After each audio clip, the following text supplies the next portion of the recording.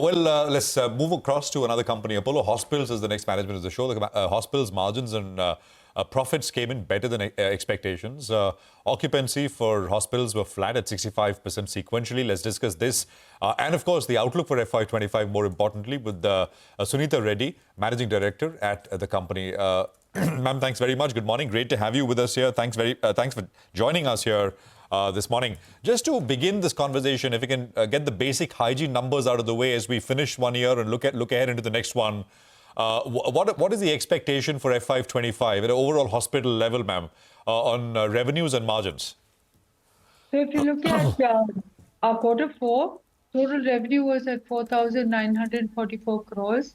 Our EBITDA was at 640 crores. So we grew the top line by 15%. And EBITDA grew by 31%. PAT was at 250 crores, a growth of 76%. So I think for quarter four, we've really established the momentum to go forward in the next year. And we're actually seeing this momentum play out in April and May. Having said that, our other subsidiaries, which is Apollo Health Co., actually did very well, registering a revenue of 2,027 crores and an EBITDA of 12 crores. So they have actually turned EBITDA positive. This happened in the last quarter, and they are on this trend of really starting to contribute to margin. And Apollo Health and Lifestyle was at 335 crores.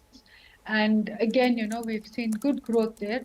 But more importantly, the diagnostic, which is a clear, which is a very strong vertical, has been growing at over 35%. And their revenue was at 117 crores. So again, growth with good margins in three of the healthcare services, Apollo Health Co., Apollo Health and Lifestyle. So overall, ma'am, for FY25, should we expect a similar 15% kind of top-line growth, 12.5% margins? Is there room for improvement? Could you put some numbers to it?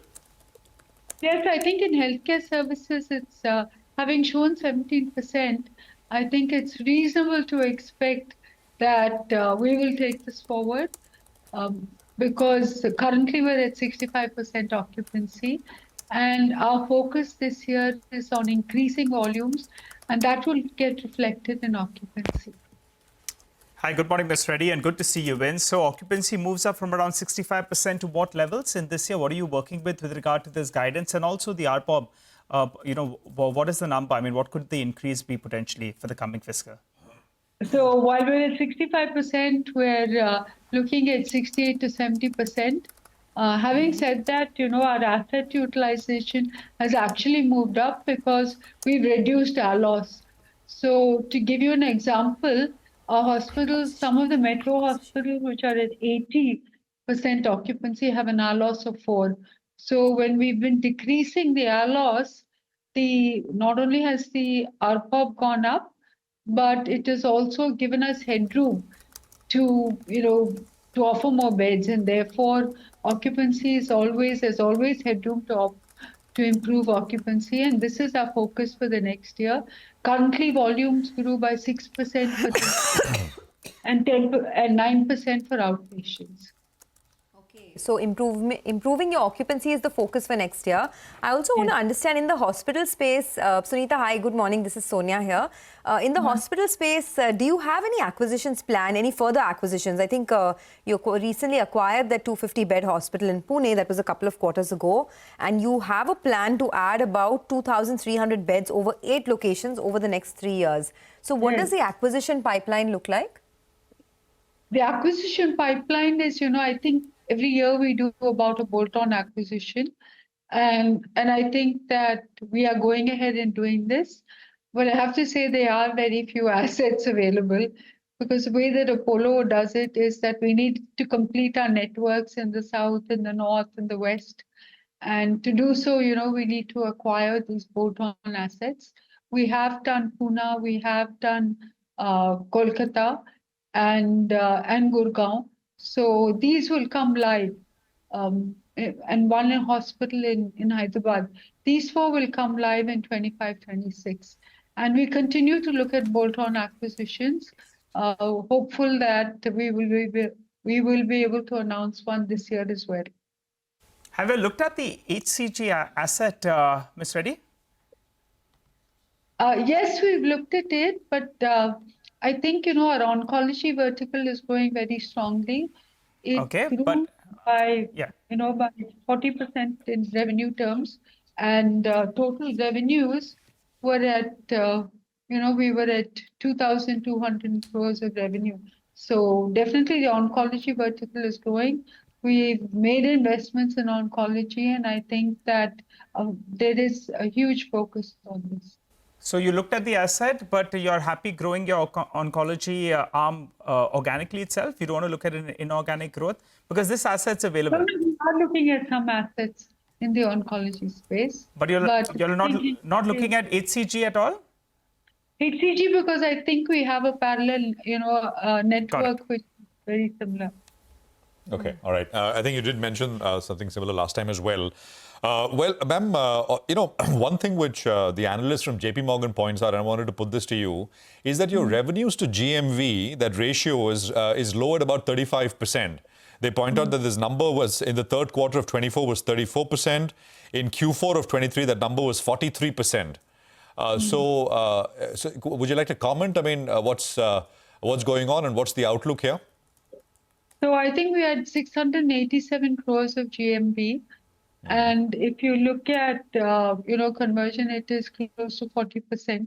And going forward, we have so far been measuring mostly pharmacy online, which is really the biggest contributor. The second is really the lead generation into the hospital network. The third is the teleconsults, and the fourth, diagnostics.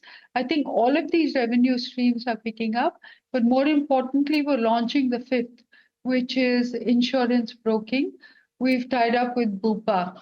And with this, I think the revenue will certainly grow. There's significant margins, 15% margins in the diagnostic space, and 10% in the insurance, 15% in the teleconsultants. So, I think in diagnostics, you said the margins are now 11%. You're saying that there is scope to take it to 15%, is it?